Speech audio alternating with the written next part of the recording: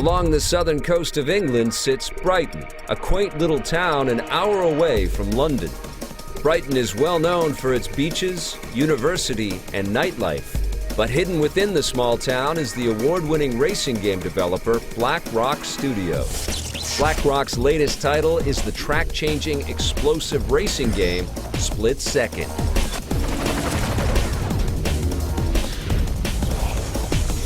Split Second is an action-packed racing game with the emphasis definitely on the action. You can imagine racing through the biggest, most spectacular action sequences from Hollywood blockbusters where you're actually the one triggering the action. That's Split Second in a nutshell. The setting for the intense game is a fictional TV show that challenges the world's best stunt drivers to race at top speeds through a city that is literally wired to explode. We've got a lot of experience making racing games, but it was a big challenge for us to take that experience and move it into the action game genre. We wanted to look more like a movie than a simulation.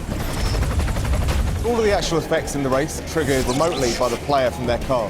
So around the world there's loads of explosives that have been primed in buildings and in structures on the edge of the track. And as the player races round and they do things like drifting, overtaking, jumping, drafting, you earn what we're calling the power bar. And when each segment of the power bar is full up, that actually gives you the ability to trigger remotely one of these explosives. You'll find inspiration in the game from a lot of great movies. Anything that looks like it shouldn't be done in a video game, we're trying to do it. We've taken all of the elements that you normally find in a racing game HUD. We've kind of tried to centralise them behind the car. It's working really well because it frees up the rest of the screen. And where you're going to have all these effects and all these explosions, you're not going to be hidden by HUD. It's a racing game. You want that #1 slot. But the other key thing with Split Second is you really want other races around you as well, because you want other cars there to drop bridges on, blow holes in the road in front of, and that kind of thing.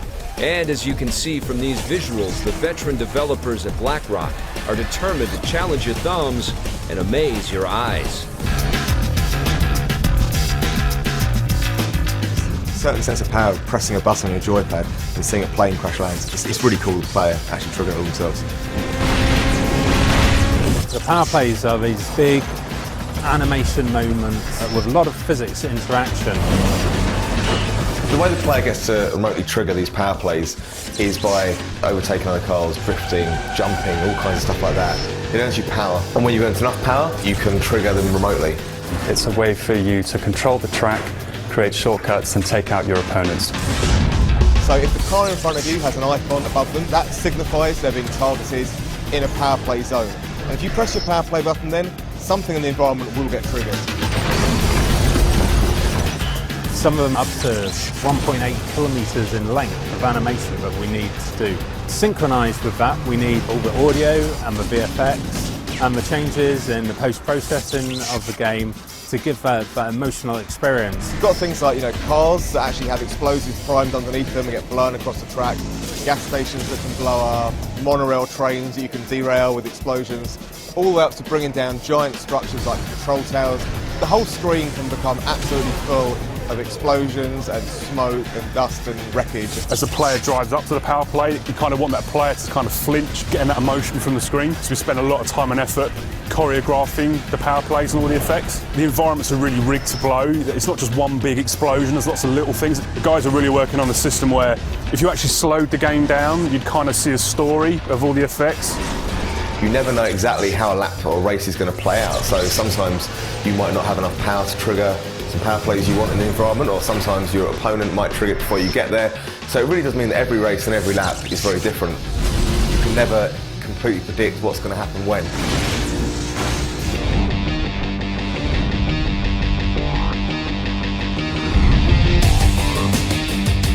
The really cool thing about our tracks in itself for starters is that each track has in it far more content than any other racing game's track. In a regular racing game, when you race track #1, you can play that game for 20 hours, you go back to track #1, it's still the same track you played originally.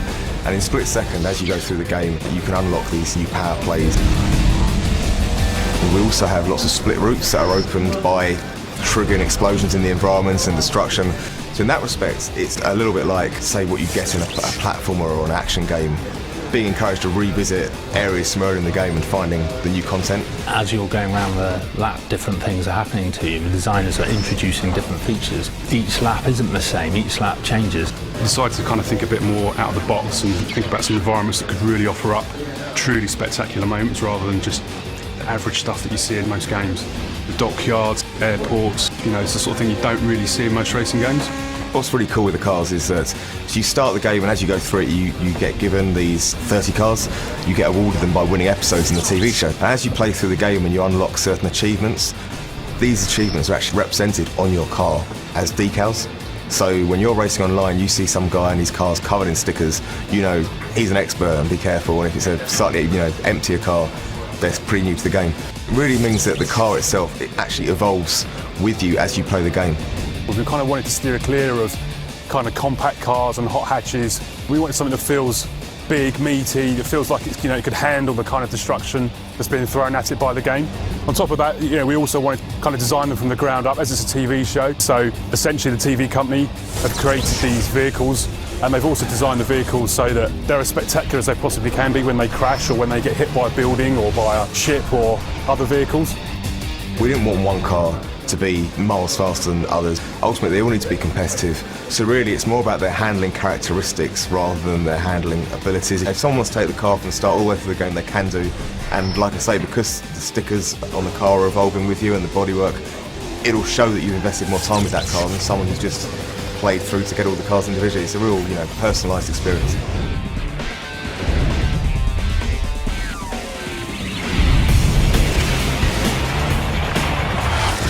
In this studio we take audio really seriously. We really want to go for the cinematic approach. Music in this game is what we determine as dynamic and really powerful. It's all original music, everything has been penned from the ground up, and it really adds to the whole game experience. You hear a car sounding awesome in a film or just racing down the street. It's the note of the engine really gives you that impact, really excites you. The vehicle's had a lot of attention to detail. The system that we developed taken over a year to get the playback to the standard that it's at. There's a lot of design that we're going to use from different other elements of sound design as well to really give the cars a unique sound as well as a real-world sound.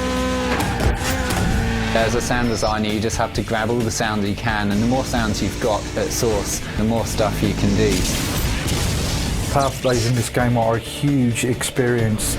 We've used real sound effects, hyper-real created sound effects, non-literal sounds, for example, like a roar in a lion, all sorts of things like that to create a really unusual and dynamic experience for the sound of a power play.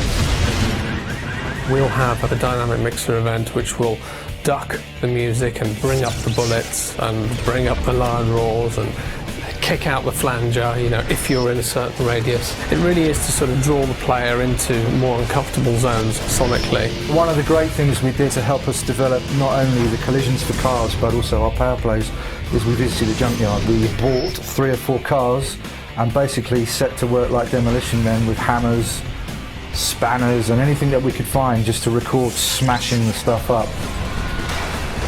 There's a lot more that comes out of the mix, dependent on whether you're a victim or you're the aggressor, or there's a lot of different situations in. It certainly isn't a standard audio arcade racer.